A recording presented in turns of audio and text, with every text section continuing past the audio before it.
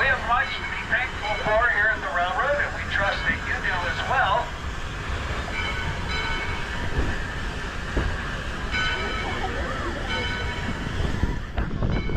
So here we are heading out on our little adventure down the hill to Lewis Creek Canyon. And if we could, I'd like to draw your attention to the spur track coming up here over on our left. On that track, you'll see a collection of some old pieces of railroad equipment. There's a flat car there, and a tank car, and a few other items. That equipment there, as well as the cars that you are riding on, and our 2 steam locomotives, have all come to us from the West Side Lumber Company of Tuolumne, California. The West Side was the last logging railroad that was operating in the western United States, and they continued to run a steam-powered operation that ran into the early 1960s. When they shut down, we were able to purchase this equipment from them and bring them up here, and then we began to reconstruct the railroad you are on today. All of this was originally used by the Madera sugar pine from 1908 until 1924. When we started here in the early 1960s, there was nothing left of the original logging railroad, except for a path through the forest where the tracks had been. So we had to put everything back in. And then we began public operations in the mid-1960s.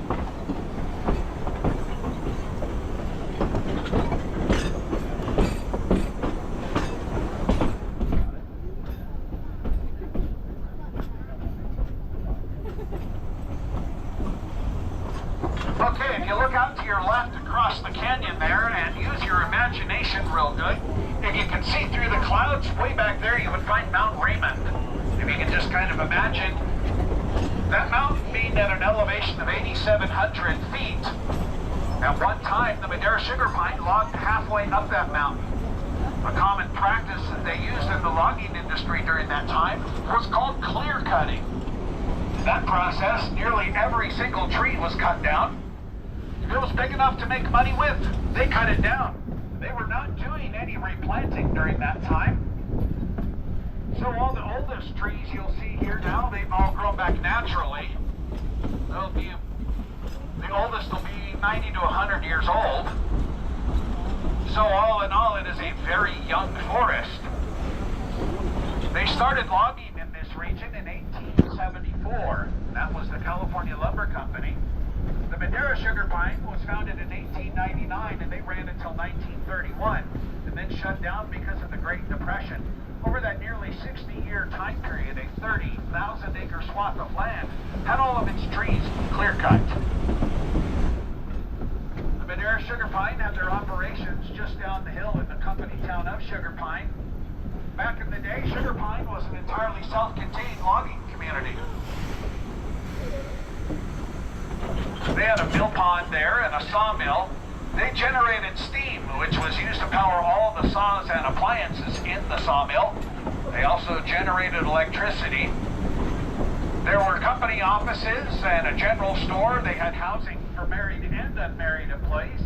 They even had a post office, a dance hall, and a barber shop.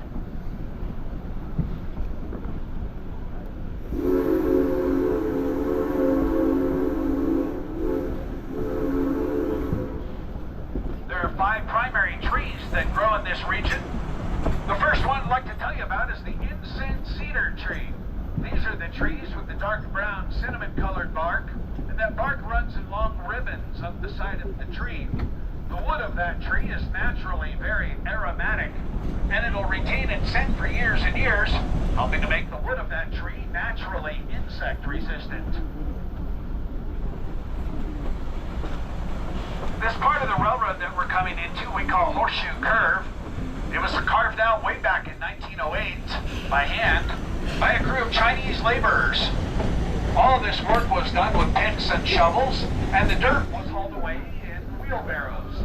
They simply dumped it on the left side of the train right inside the curve, and it's still laying there to this day underneath all of that vegetation.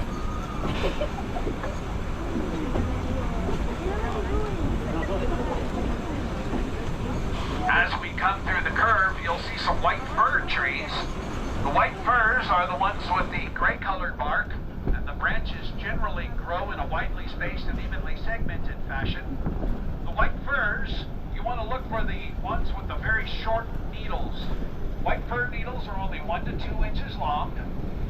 So a good way to remember which tree is a white fir is to find the tree with the short needles, and then remember the short word, fir. There are many other varieties of fir trees. They can be found growing in different regions all over North America. In fact, you may even find one in your living room in the next few weeks because they are commonly used as Christmas trees.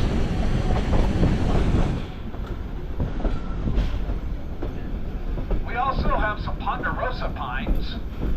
If you think of the word ponderous or ponderosa, you might imagine something that is large. These trees are large, and a good way to identify them is to find the trees with the large pine needles. Because ponderosa needles are about 8 to 15 inches long. So find the trees with the long needles, and then remember the long word, ponderosa. And we also have sugar pines growing here. Sugar pines have a medium length needle, roughly 5 inches long. So look for the trees that look like they have a needle. It might be 5 inches long, and then you want to remember the 5-letter word, sugar. Sugar pines are also known to produce one of the largest pine cones in the world. They can grow up to 2 feet long. Now, almost every day, somebody asks me why they call it a sugar pine. Well, I got to tell you, I've done a lot of research and done a lot of reading. And the truth of the matter is that I have no idea why they call it a sugar pine. All 4 of the trees I mentioned to you were harvested by the Madera sugar pine to produce lumber. They happen to make very good lumber. Because these trees all grow straight and tall, you can get a lot of 2x4s out of them. There's one more tree, though, that grows up here that they cut down for a different purpose. That tree would be the California black oak.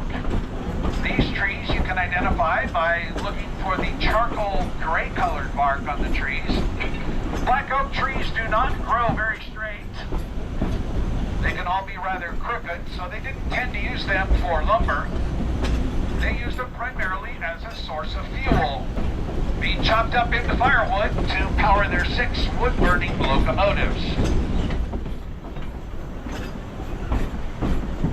Today you're riding on a narrow-gauge railroad. The narrow-gauge railroad has rails that are 36 inches apart. The standard-gauge railroad has rails that are 56.5 inches apart. Logging companies preferred to build narrow-gauge railroads because overall your construction costs were quite a bit lower.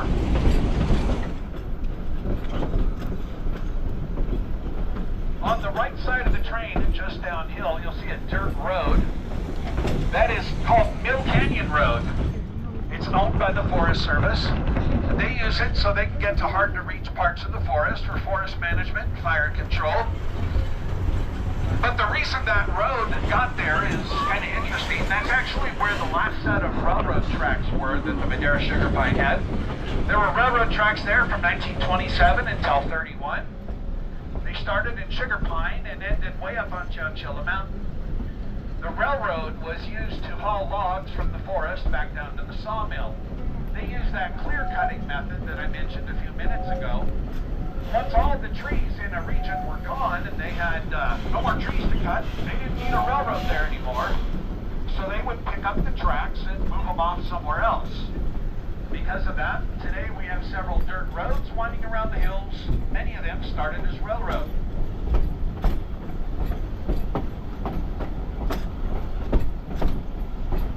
If you'd like to direct your attention to the front of the train, as we go through a couple right-hand curves, you can get a good look at the locomotive. That is what's called a Shay locomotive. It was invented in about the year 1881 by a Michigan lumberman who was named Ephraim Shay. His design was very popular, so he licensed its manufacture out to the Lima Locomotive Company of Lima, Ohio, and it became their most popular item. It's a unique locomotive compared to ones that you might have seen in museums and movies. What I mean by that is it doesn't have the big driving wheels and the connecting rods. Instead, this is a gear-driven locomotive. It has 3 vertically mounted cylinders, which you can see on the right side there. They turn a crankshaft, which turns a line shaft. That line shaft turns the wheels by way of a ring and pinion gear. So it is basically a 12-wheel drive. It's not made for speed. It only goes about 15 miles an hour.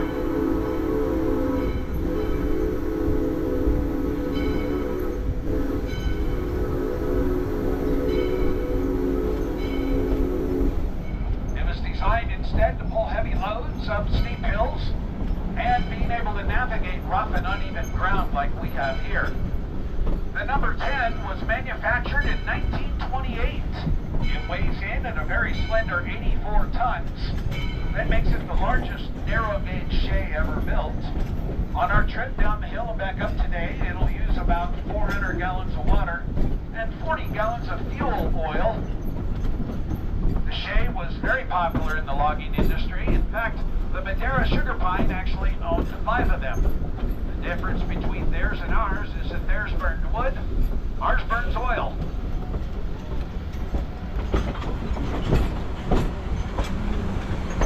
If you look at the ground on either side of the tracks, you'll see a thick green plant growing there.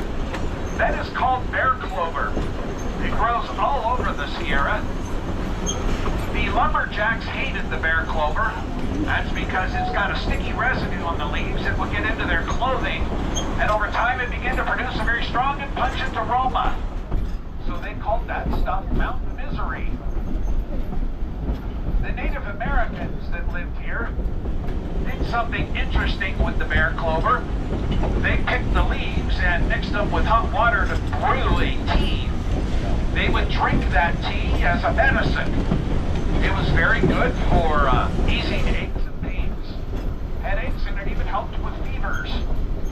The reason it worked so well is because the leaves have a chemical in them that's called acetylsalicylic acid. There's your tongue twister for the day. Lucky for us, its common name is aspirin.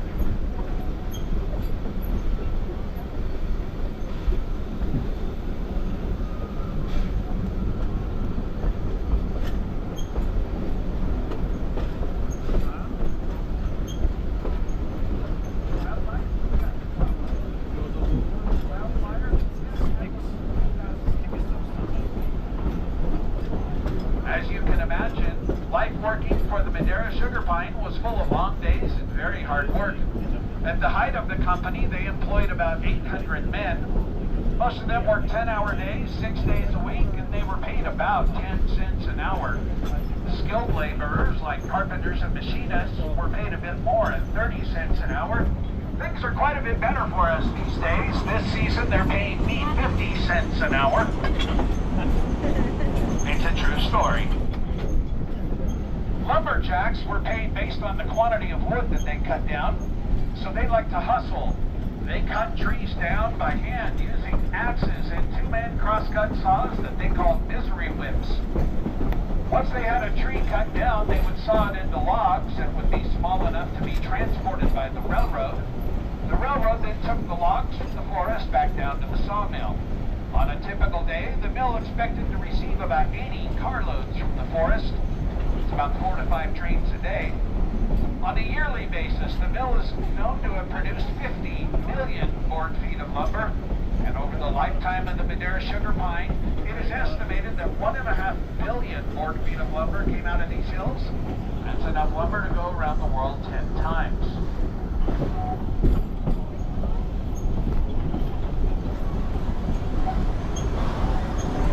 Once the logs arrived at the sawmill, they were sent through the mill given what was called a rough cut. They were not yet in any form ready to be sold to the public.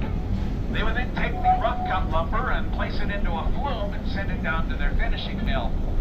A flume is a wooden trough filled with running water. It's mounted above the ground on a trestle to basically become an artificial river. So all the rough cut lumber was floated over a 54-mile journey that followed the course of the Fresno River down into the San Joaquin Valley, coming to an end at what would become the town of Madera.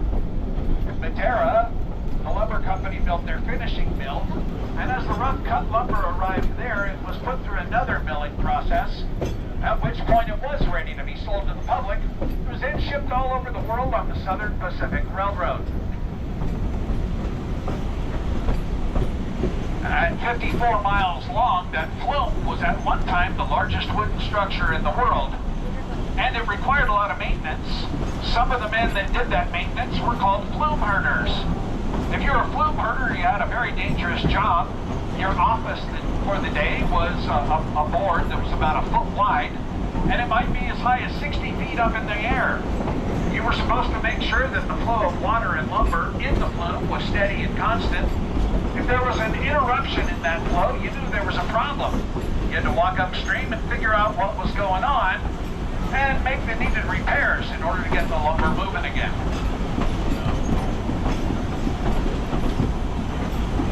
Many of the employees that worked here in the mountains like to head down to Madeira on their day off. To get there, they would go to the mill and grab some of that rough-cut lumber. They would hammer together a very crude raft. They called it a flume boat. They would then toss it into the flume, hop onto it, and hang on for dear life. They were in for a white-knuckled ride down to Madeira. 54 miles, 12 hours later, after reaching speeds of up to 50 miles an hour. Then you could enjoy your day off, and you had to find your own ride up the hill to work the next day. Now, since we left the station, number 10's been pretty quiet. That's because we've been going downhill using our brakes to control our speed. This is going to change here in a second. We're going to climb a very steep hill to get to our stopover point. Number 10 is going to flex its muscle. Back in her heyday, she would pull a 20-car train up as much as a 12% grade, and that train will be fully loaded with logs. We are going to be no match for number 10 today. We're going to climb up a 9% grade, but you'll hear the locomotives start working hard to get us up this hill. At the top of the hill, you'll see a creek that we'll go over, and that is the South Fork of Lewis Creek. That was one of the sources of water for the mill in Sugar Pine.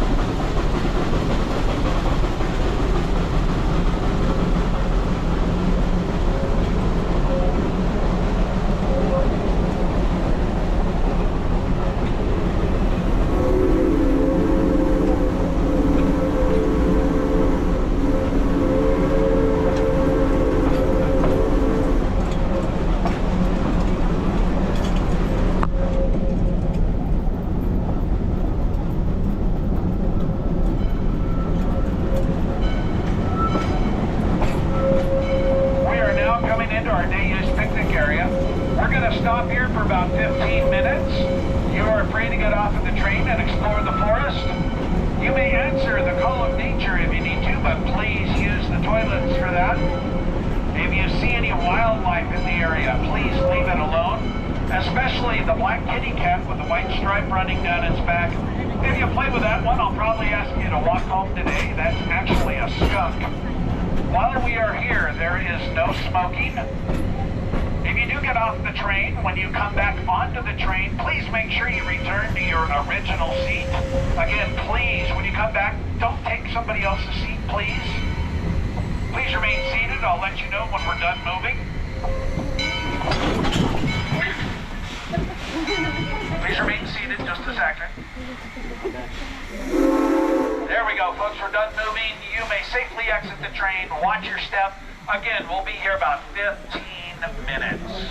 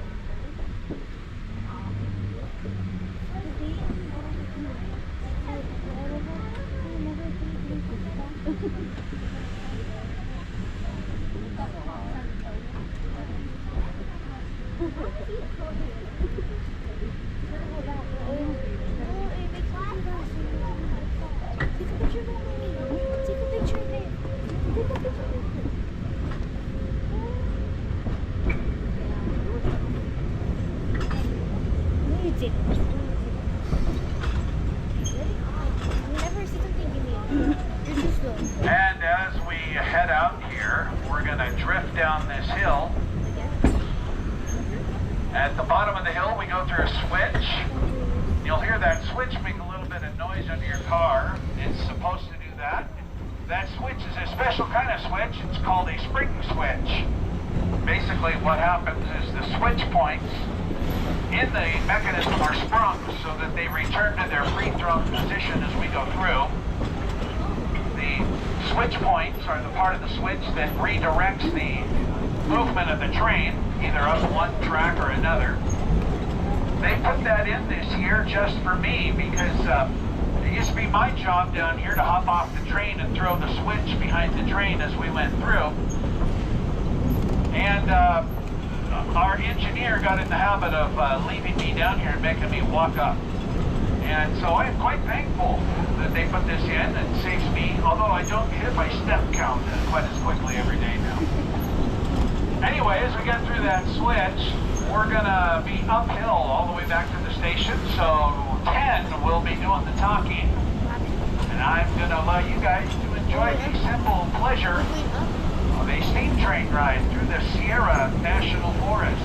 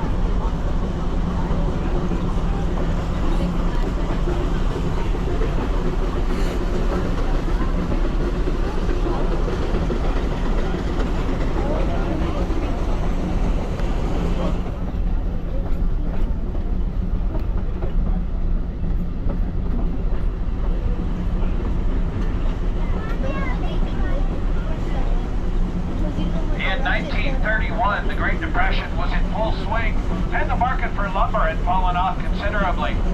Seeing little likelihood that these conditions would improve, the Madeira Sugar Pine decided they needed to call it a day. On a cold, rainy day in November of that year, the last load of logs came down from Chowchilla Mountain. When the train arrived at the mill foreman timed the whistle down for 10 minutes to signal the end of an era of logging in the Central Sierra.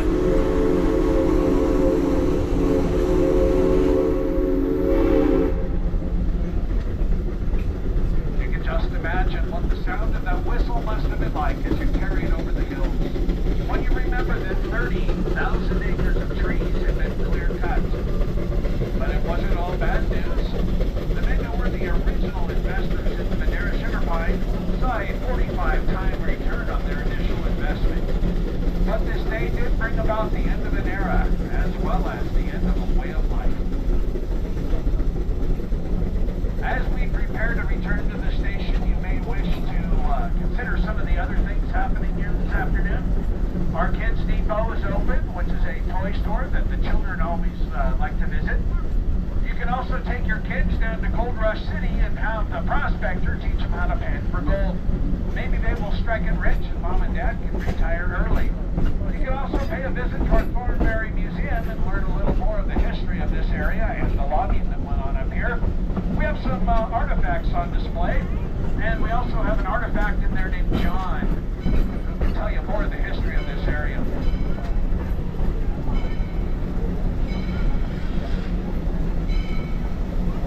Well, on behalf of the Yosemite Mountain Sugar Pine Railroad, I would like to thank you for spending your afternoon with me. I hope you had a good time. If you'd like to tell us about your afternoon on that comment card, you may want to remember my name is Daryl. If you did not have a good time today and you want to file a complaint, make sure to tell my boss my name is Frank.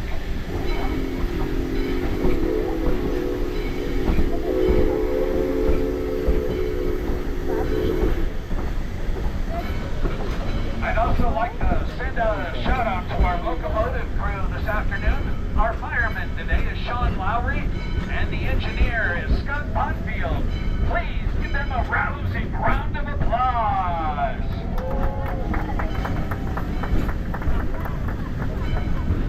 As we pull into the station, I do need to remind you that you do need to stay seated until we are done moving. I will let you know when it is safe for you to exit the train. Please watch your step as you head out to your next adventure. And from all of us to you, happy Thanksgiving.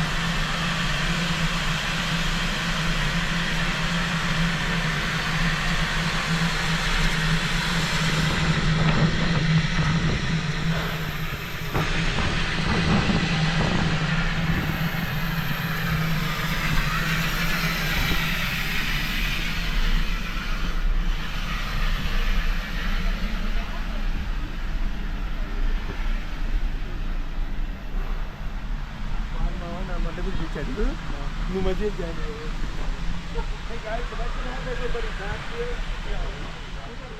here.